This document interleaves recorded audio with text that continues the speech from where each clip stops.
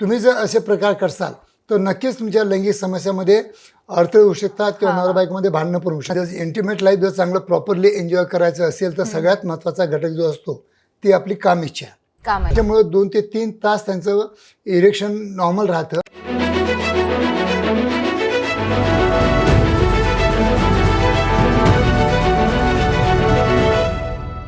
पण सर लोक वायग्रा घेणं, शिलाजीत घेणं हे सगळं घेतात नॉर्मल इंटिमसी असण्यासाठी, बरोबर आहे. पण तुमच्या मते स्त्रीची आणि पुरुषांची त्या कपलची नॉर्मल इंटिमसीची एक डेफिनेशन सांगायची झाली तर काय असते? किंवा फ्रिक्वेन्सी असेल, डिझायर्स असतील किंवा मग त्यांच्या इच्छा अपेक्षा या कशा नॉर्मल आहेत, आपण काय समजू शकतो? नाही, जर इंटिमेट लाईफ जर चांगलं प्रॉपरली एन्जॉय करायचं असेल तर सगळ्यात महत्त्वाचा घटक जो असतो ती आपली काम इच्छा. काम इच्छा जो दोघांची जर काम इच्छा जर प्रॉपर असेल तरच तुमचं इंटिमेट लाईफ चांगलं जाऊ शकतं. अच्छा. कारण की बऱ्याच स्त्रियांमध्ये काम इच्छेचा अभाव असतो. कोणाला पीसीओडीचा प्रॉब्लेम असतो किंवा सायकोलॉजिकल प्रॉब्लेम असतात किंवा काही घरगुती कारणं असतात. तर काही घरामध्ये काही अडचणी असतात. अशा बऱ्याच कारणावरून काय असतं की स्त्रियांची थोडी काम इच्छा कमी असते आणि पुरुष हा दिवसभर बाहेर भटकत असतो, फिरत असतो, ऑफिसमध्ये जातो, हे करतो, तर त्याची थोडं म्हणजे काम इच्छा जास्त दिसून येते. आणि त्याच्यामुळे काय होतं की आपली पार्टनर प्रिपेअर्ड आहे का नाही आहे, पण त्याला ते रात्री जे हवं असतं तो घ्यायचा प्रयत्न करत असतो. पण इथं तो कम्युनिकेट करत नाही किंवा डिस्कशन करत नाही किंवा प्रॉपरली परमिशन घेत नाही आणि त्याच्याबरोबर चर्चा न करता किंवा त्याला इरोटिक न करता जर ते असं प्रॉपरली म्हणजे करत नसतील तर नक्कीच लैंगिक समस्या उद्भवू शकतात. सर मुळात आपल्या समाजात विषय कसा आहे माहिती का, की एकतर सेक्स बद्दल बोलायला लाज वाटणं आणि त्यातही आपल्या पार्टनरला आपण विचारणं की मी हे करू शकतो का किंवा तुझी काय इच्छा आहे, या सगळ्या गोष्टींबद्दल कधी विचारच केला नाही. पण त्याच्यापेक्षा लोकांना असं वाटतं की पॉर्न पाहणं त्याच्यामुळे मग हार्मोन सिक्रेशन जास्त होतं आणि मग ते सेक्सकडे वळतात. पण मुळात जे हार्मोन असतात ते पॉर्न्समुळे जसे बदलतात तर हे नॉर्मल आयुष्यावर किंवा मग सायकोलॉजीवर याचा काही परिणाम होत असतो का? बिलकुल. आता आजच्या घडीला माझ्याकडे पॉर्न ॲडिक्शनचे खूप पेशंट येत आहेत. याचं सगळ्यात महत्त्वाचं काय आहे की या पॉर्न ॲडिक्शनवाल्यांचं काय असतं, त्यांची इंटेन्सिटी त्यांना वाढवावं लागते. अच्छा. तर इंटेन्सिटी म्हणजे पहिले ते लाईट पोर्नोग्राफी बघतील, नंतर अजून थोडीशी जास्त इंटेन्स, त्याच्यानंतर तर कॅटेगरी वाईज त्याला म्हणजे हाय इंटेन्सिटी वाढवावं लागते तरच त्यांना सॅटिस्फॅक्शन मिळतं. तेव्हाच त्यांची हार्मोनल म्हणजे सिक्रेशन होतात.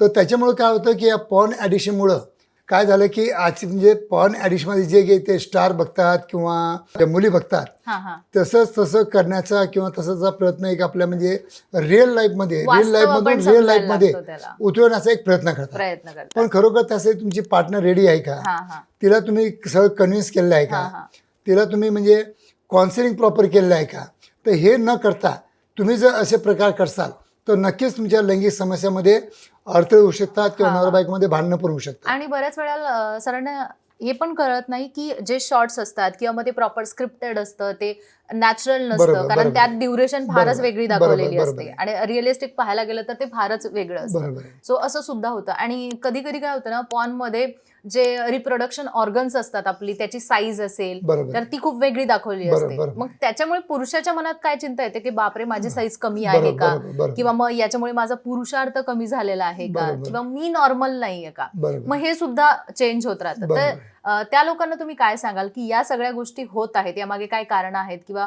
त्यांनी या सगळ्या गोष्टी अवॉइड करायला पाहिजे, कशा पद्धतीने? नाही, या माझ्या प्रत्येक व्हिडिओमध्ये मी नेहमी सांगत असतो की जेव्हा केव्हा तुम्ही पॉर्न बघता तर ते म्हणजे रिअल लाईफ नाही आहे. त्यांच्या म्हणजे मॉडेलचं तुम्ही जर इंडियाची साईजवर कम्पेअर करून स्वतःची जर इंडिया साईज जर कमी समजत असाल किंवा त्यांचा वेळ बघून तुमचा वेळ तुम्ही कमी समजत असाल तर नक्कीच तुम्ही लैंगिक समस्यांना ग्रस्त होऊ शकता आणि तुम्हाला सायकोलॉजिकल प्रॉब्लेम येऊ शकतात. पण साईजमुळे जी क्वालिटी असते ती पण डिफाईन होते का? नाही, साईज आणि क्वालिटीचं काही डेफिनेशन नाही आहे. अच्छा, ओके. बऱ्याच वेळा काय होतं ना, त्याचा जो ड्युरेशन असतो तो कमी जास्त असतो. बरोबर. आणि आपला ड्युरेशन कमी जास्त असतो. मग लोकांना असं वाटतं की तो ड्युरेशन जास्त आहे, मग ते सेल्फ डाऊट कुठेतरी घ्यायला लागतात.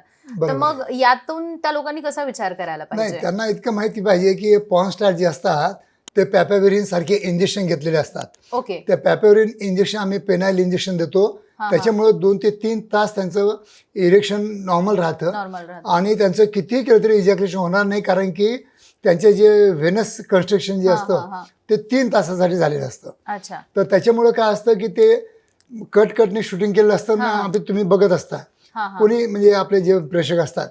पण याच्यावरून तुम्ही काय म्हणजे शिकायला पाहिजे की जास्तीत जास्त की सॉफ्ट पोर्नोग्राफी बघून आपण आपल्या रिअल लाईफमध्ये आपण कसं आपण त्याचा उपयोग करू शकतो हे जर तुम्ही बघत असाल तर ठीक आहे.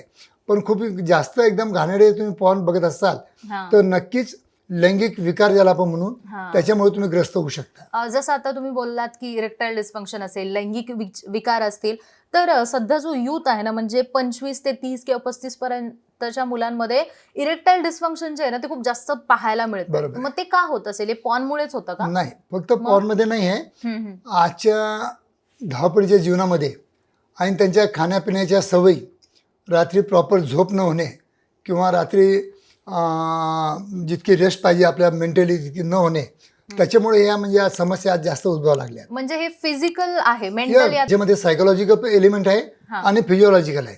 जर तुम्ही व्यायामाचा अभाव असेल, तुमचं जेवण प्रॉपर नसेल, वजनावर कंट्रोल नसेल, तर नक्कीच तुम्हाला म्हणजे लैंगिक समस्या उद्भवतात. हे मी माझ्या प्रत्येक पेशंटला सांगतो. आणि जर सायकोलॉजिकल डिस्टर्ब असेल, त्याला प्रॉपर जॉब नसेल किंवा जॉब खूप मतलब ओव्हर टाईमचा जॉब असेल किंवा त्याची रात्री झोप होत नसेल किंवा नाईट ड्युटी असेल, तर अशा लोकांना पण यंग मुलांना आजच्या स्थितीमध्ये इरेक्टाईल डिस्फंक्शनचा प्रॉब्लेम आहे. म्हणजे erectile dysfunction it's not only about mechanism, it's also about your physical and psychological health. So psychological जी हेल्थ असते ती ग्रो करण्यासाठी किंवा क्लिअरन्स असण्यासाठी आपण काही काउन्सिलिंग सेशन्स देतो का?